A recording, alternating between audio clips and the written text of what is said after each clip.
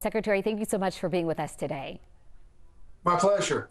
First, let me ask you about your overall thoughts on Georgia's new law. We know that last year in November, after the presidential election, you called for several legislative changes in our state. Part of what you proposed was allowing the Secretary of State's office to step in when there were systemic ongoing problems with counties, changes to absentee ballots, including a voter ID requirement, and more power to challenge voters who may not live where they vote. So are you satisfied with the bill that was passed and signed by Governor Kemp?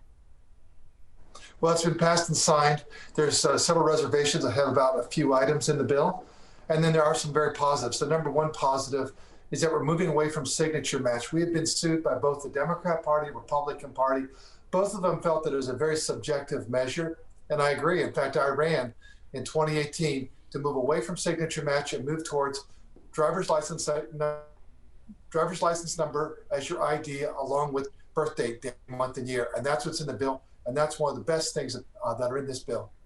I know a big part of what has upset some opponents of the law is the makeup of the state's election board. The Secretary of State will no longer serve as a member of that board and will no longer be the chairperson. Now, the chair will be instead elected by the General Assembly, which is majority Republican right now. What are your thoughts on lawmakers removing the Secretary of State from that role, someone who's elected statewide by voters?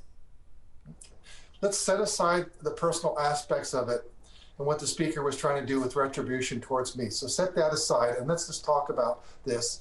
Since 1960, the Secretary of State from both parties, Republican or Democrat, has chaired the state election board, an elected official responsible to the voters. You are now putting an incredible amount of power on the state election board, far more than it had before, with now an unelected board member. The board chair will now be unelected, unaccountable to no one other than the General Assembly. So if the voter is not happy with the decisions that are made, who do they hold accountable? Do they call all 180 state representatives? Do they call all 56 state senators?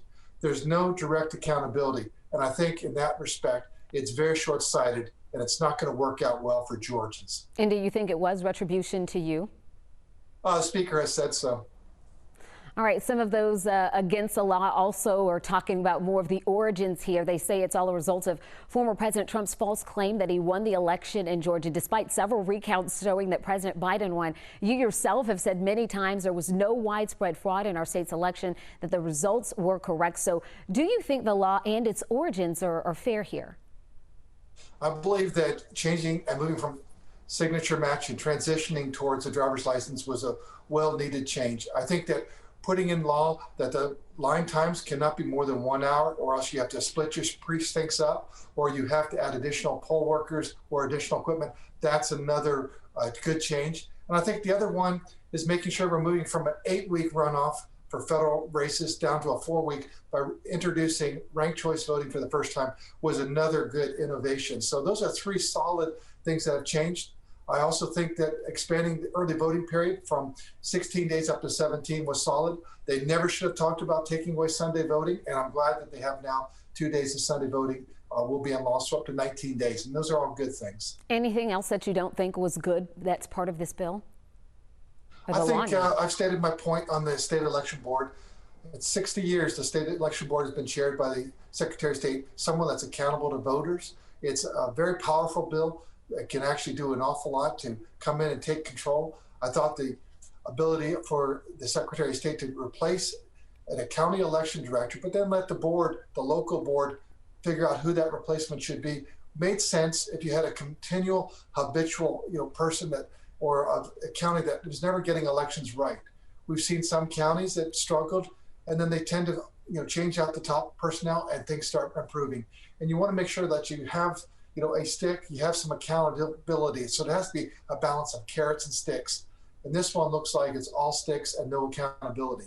I want to talk about some of the fallout. We have seen Cobb County lose the MLB All-Star Game and draft, and there have been threats to boycott major Georgia companies over their positions, both for and against the law. Were you expecting the pushback and the national attention that we've seen over this law?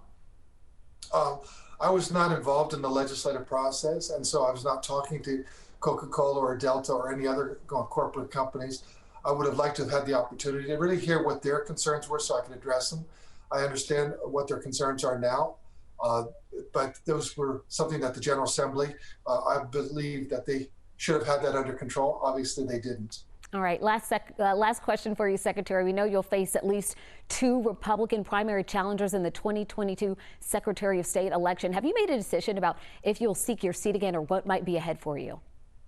I'll be on the ballot in 2022. All I right. wish them well, but at the end of the day, I know I'll be on the ballot in November 22. All right, Secretary of State Brad Raffensperger, thank you so much for your time. We appreciate you.